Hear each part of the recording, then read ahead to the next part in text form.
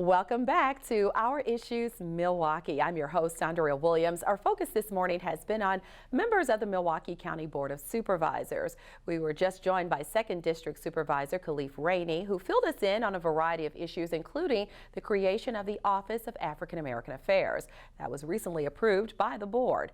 We're now being joined by 10th District Supervisor Supreme Moore Omokunde, who was elected to office this past April. He was born and raised in Milwaukee, and prior to joining the County Board of Supervisors, Supervisor Moore Omokunde served as the community organizer of Sherman Park Community Association. Welcome to the show. Thank you, Andrea. Thanks for having me. It's a pleasure to have you here, and this is a great opportunity for our viewers to know more about you and your goals as a Milwaukee County Supervisor. For those who don't know, your mother is Wisconsin Congresswoman Gwen Moore. Yes, ma'am. And I have to first off ask you, when did you first realize that you too wanted to go into politics? Well, I think I was thrust into politics at age 8 when my mother sought her first assembly district.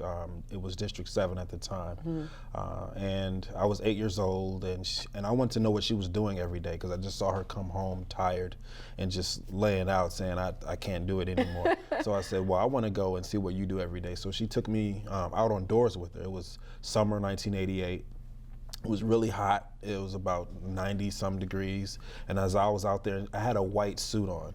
I don't know why my mother allowed me to walk around with a white suit on, but I walked with her, I knocked on doors, I talked to people, I tried to get votes for her.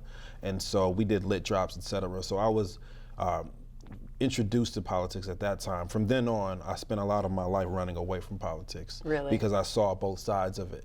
And so one of the stories I tell people is how did I get elected to the county board is I tripped and fell and it caught me. So so here I am. Yeah, so it's kind of like, I think that when it's instilled in you to care about issues that affect people, even though you may not have wanted to be a part of it, you were still around it, Right. that energy, all of that, you had no way out, right? Right, exactly. No other choice. And you're also a PK, which many Yes. people will know that's a preacher's kid. So with that said, how have your parents influenced you along the way to bring you where you are right now? Well, I think my parents have influenced me greatly. And you're speaking about my father. He was there. A lot of times you have many young black men who don't have a male presence in their lives. My father was there all the time. Sometimes when I was like, you're here. And so he was there, and he instilled a strength and courage and an identity within us at a very young age, that we were young. Me and my brother were young black men, my sister as well, but me and my brother were young black men, that we were to be proud of that, and that was something, that was a legacy that we were carrying on. He made sure that we knew where we came from, not only from the continent, that we were in the transatlantic slave trade, our people were taken from Lagos, Nigeria. However, also in our family here, we're from the Stith family in North Carolina. My great-grandfather has his own park named after himself. Anyone with the last name Stith in the United States is related to us. These are things I knew because my father instilled how important family and knowing your lineage was. It really is important and makes all the difference in the world, because we've heard said so many times, if you don't know where you're from, you can't know where you're going. Absolutely. Right? So on the Board of Supervisors, you are the Vice Chair of the Health and Human Needs Committee. Yes, ma'am. A member of the Finance, Personnel, and Audit Committee, as well as the Economic and Community Development Committee. Yes, so those are some pretty popular committees, I would say, especially when you talk about health and human needs and economic and community development. Talk about the importance of you having a say when it comes to these particular issues. Well, I really want to thank our chairwoman, or former chairwoman, Marina Dimitrievich. She was the chairwoman when I first arrived. And she brought me in her office and sat down with me and said, what are your interests? What are you interested in doing? What do you want to do? My good colleague, Khalif Rainey, he actually poked me to join the ECD committee with him. And Marina Dimitrievich also said, well, we have a space open on finance, and we think that you could really do well there. There's a myriad number of things that I've dealt with from the Office of African American Affairs, which was before the Health and Human Needs Committee, through the Bucks Arena deal that was before ECD and also finance, and just through the entire budget process, just sitting there those long hours having everyone come and speak to us. So it's been a great experience. It's been a lot of hard work. work, but it's been worth it. Yeah, and you walk away with a wealth of information Absolutely. that you can utilize down the line when it comes to making decisions.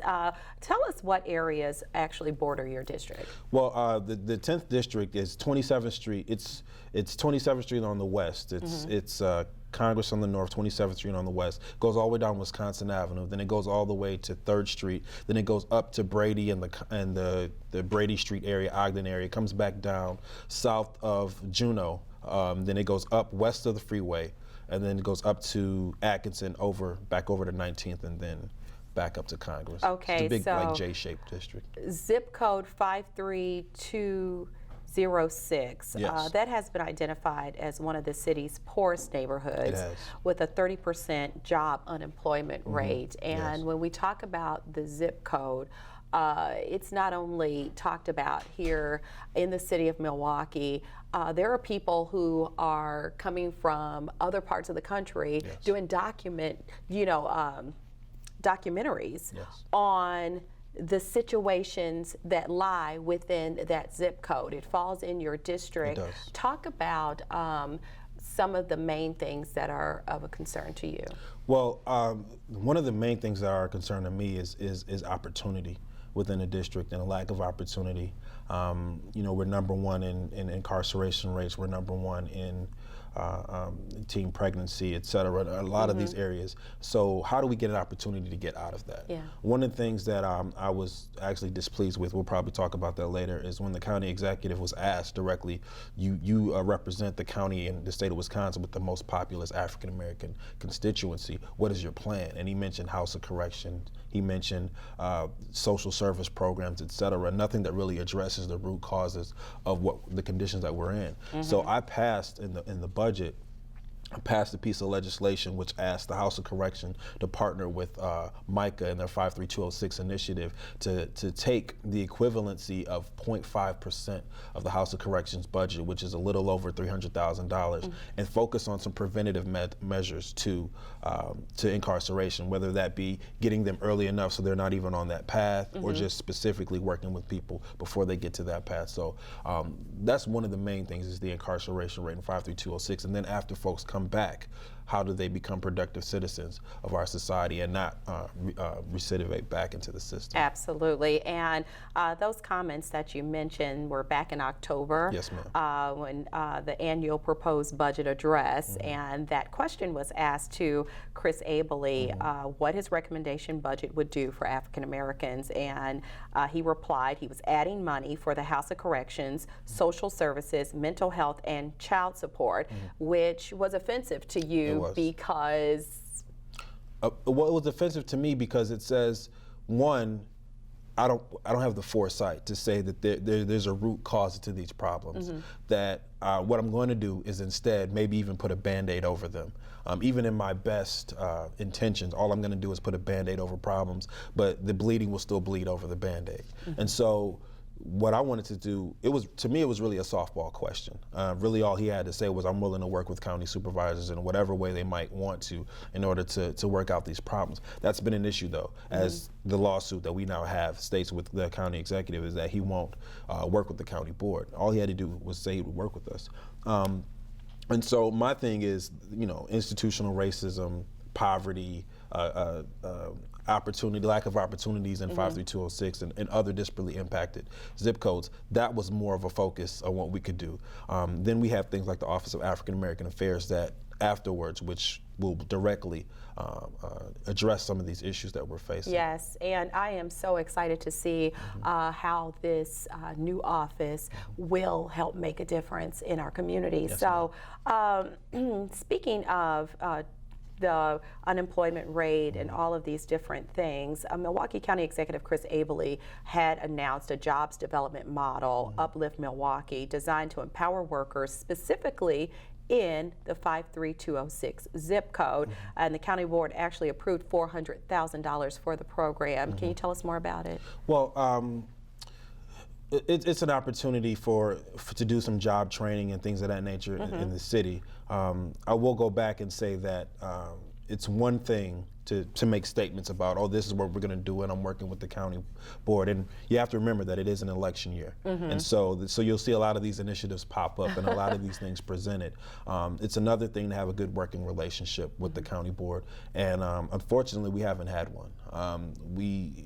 We've asked him several times to come and speak before the budget committee, and he hasn't. And he sends his chief of staff and other folks to come and speak on his behalf.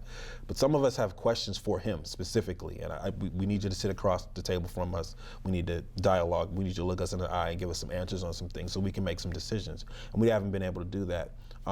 So if he is sincere in his effort to do some uplifting in the 53206 initiative in that area and make some initiatives work, he can come have a conversation with us. We can work some things out.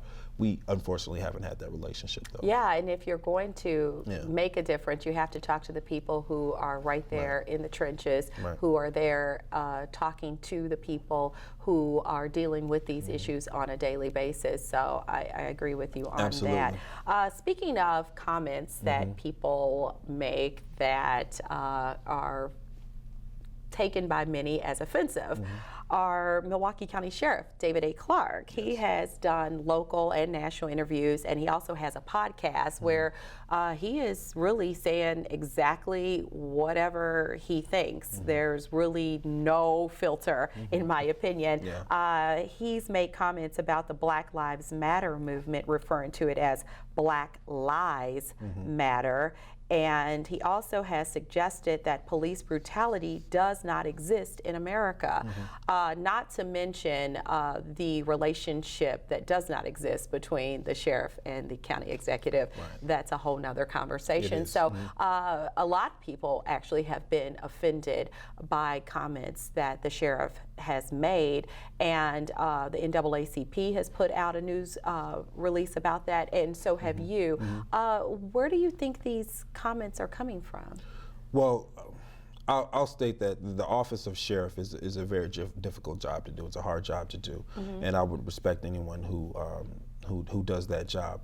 I think for Sheriff Clarke, he has chosen stardom over his commitment to Milwaukee County.